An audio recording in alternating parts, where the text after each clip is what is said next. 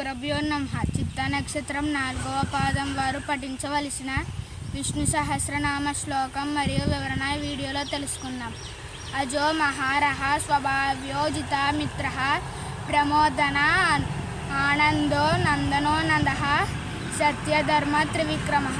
ఈ శ్లోకంలో శ్రీ మహావిష్ణువును 10 నామాలతో కీర్తించారు. మొదటి నామం ఓం అజాయ నమః, పుట్టుక లేని వాడైన శ్రీ మహావిష్ణువుకు నమస్కారం.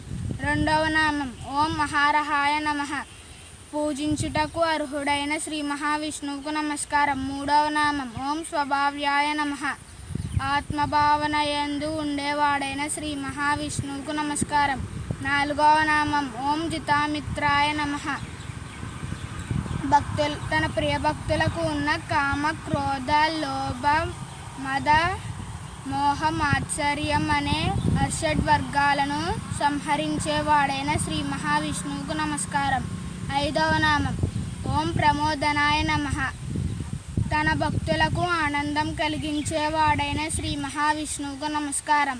ఆరవ నామం ఓం ఆనందాయ నమః, ఆనంద స్వరూపుడైన శ్రీ మహావిష్ణువుకు నమస్కారం.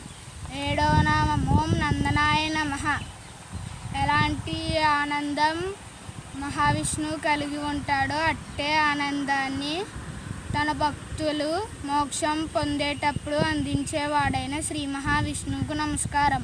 ఎనిమిదవ నామం ఓం నందాయ నమః, సమస్త సుఖసిద్ధులతో కూడిన వాడైన శ్రీ మహావిష్ణువుకు నమస్కారం. తొమ్మిదవ నామం ఓం సత్యధర్మనే నమః, సత్యమునకు ధర్మమునకు మూలమైన శ్రీ మహావిష్ణువుకు నమస్కారం. 10వ నామం ఓం త్రివిక్రమాయ నమః, 3 పాదములచే ముల్లోకాలను ఆక్రమించిన శ్రీ మహావిష్ణువుకు నమస్కారం. వచ్చే వీడియోలో స్వాతి నక్షత్రం 2వ పాదం వారు పఠించవలసిన విష్ణు సహస్రనామ శ్లోకం మరియు వివరణ తెలుసుకుందాం.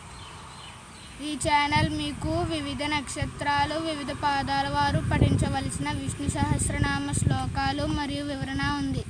లైక్ చేయండి, సబ్స్క్రైబ్ చేయండి, షేర్ చేయండి, కామెంట్ చేయండి, పక్కన బెల్ ఐకాన్ క్లిక్ చేయండి. ఓం శ్రీ దక్షిణామూర్తి నమః. అసలు వినపడట్లేదు.